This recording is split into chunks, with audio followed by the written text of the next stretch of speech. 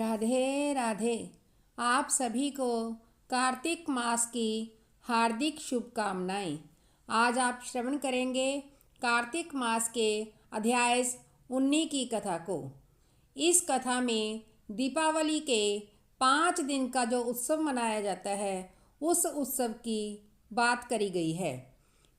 नारद जी राजा पृथु को कथा सुनाते हुए कहते हैं, हे राजा पृथु, कार्तिक कृष्णा त्रयोदशी से शुक्लादित्य तक यमराज को प्रसन्न करने के लिए दीपक जलाना चाहिए। इससे अकाल मृत्यु नहीं होती। चतुर्दशी को नरक चतुर्दशी भी कहते हैं। उस दिन तिल का तेल, अपामार्ग तथा दुर्वा आदि लगाकर स्नान करना चाहिए। स्नान के पश्चात दक्षिण की ओर मुख करके अपसव्य होकर जल में तिल मिलावें और 3-3 अंजलि से यमाए, धर्मराजाए, मृतवे, अंतकाय, कालाय, सर्वभूत यक्षाय, औदुम्बराय, दधिनाय, परमेष्ठिने, वृकोदराय, चित्राय, चित्रगुप्ताय इन मंत्रों द्वारा यमराज का तर्पण करें। फिर सायंकाल ब्रह्मा, विष्णु, शिव, दुर्गा के मंदिरों अथवा वृक्ष, सभा, गौशाला, नदी, बगीचा, तालाब, कुआं, बावड़ी, गली, खेत, चौरास्ता, शमशान आदि पर दीपक जलाएं। रात्रि को श्री लक्ष्मी जी का पूजन करें। यदि कोई शस्त्र से मारा गया हो तो चतुर्दशी को उसके निमित्त भी दीपदान करें। इससे अक्षय फल प्राप्त होता है। फिर कन्या, ब्रह्मचारी तथा तपस्वियों को भोजन कराएं। इससे यमपुरी न जाकर शिवलोक की प्राप्ति होती है।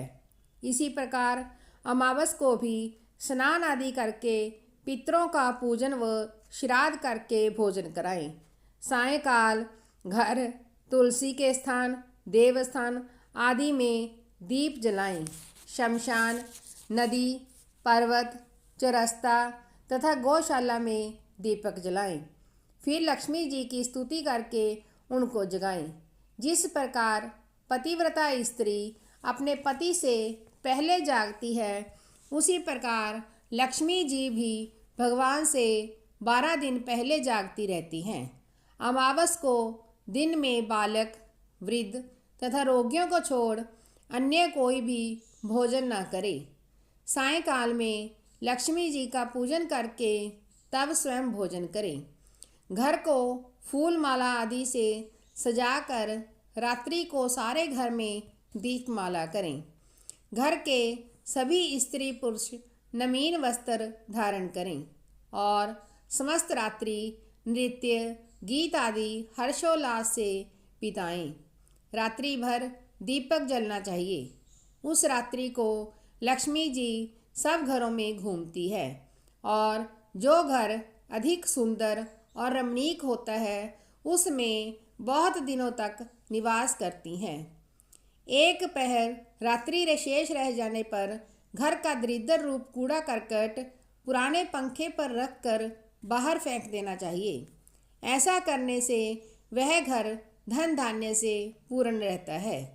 दूसरे दिन गोवर्धन बनाकर बंधु बांधवों सहित पूजन करके ब्राह्मणों को भोजन कराएं। स्वयं भी नवीन अन्न का भोजन करें। भगवान श्री कृष्ण ने इंद्र का मानवर्धन करके गोवर्धन पर्वत का पूजन इसी दिन किया था। सायंकाल के समय भी गौ, बैल का पूजन करके उनसे अपने और परिवार के भरण पोषण व रक्षा के लिए प्रार्थना करें। बलि और उसकी पत्नी विंध्यावली की मूर्ति बनाकर सायंकाल के समय पूजन करके दान आदि क्रिया करने वाला परिवार सदा सुखी रहता है। राधे राधे।